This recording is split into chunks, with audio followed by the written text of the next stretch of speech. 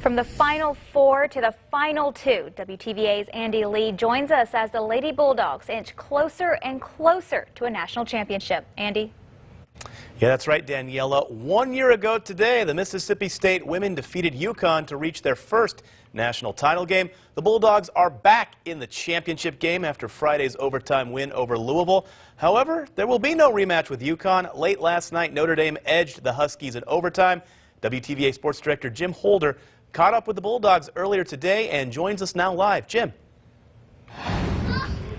And Andy, it's not often that you get a second chance in something in life. That's exactly what's happened for Mississippi State's women's basketball team. They were oh so close last year to winning their first national championship, only to fall to South Carolina. But they get another chance. They'll take on Notre Dame, as you mentioned, tomorrow night for the national championship. MSU not only looking for its first national title in women's basketball, looking for its first national title in any sport. And this morning, several of the players talked about what it would mean for MSU to win that first elusive national title. I feel like we've left our legacy as a senior class. I feel like our record has proven that, but I feel like tomorrow would just be the icing on the cake because that's what we've been after for 4 years now. It would be amazing for Mississippi State and Starkville and just the state of Mississippi. I mean, it would be like a huge accomplishment, and it would just, I think it would just bring us together even more as a community. And you know it's going to be hard to do because teams just don't get to the Final Four every day. So I feel like if I did that, the team did that, like we'll be known like forever and ever and ever and ever.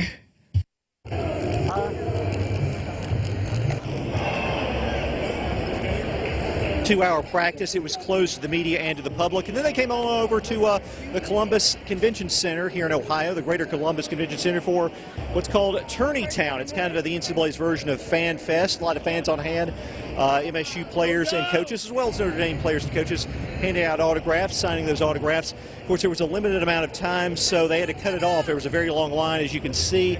We talked to a Tupelo couple. They didn't get a chance to get autographs, but they're still fired up about last night's win. We for sure got our money's worth in both games. Man, we're just pumped up about the Dogs. They played really well last night.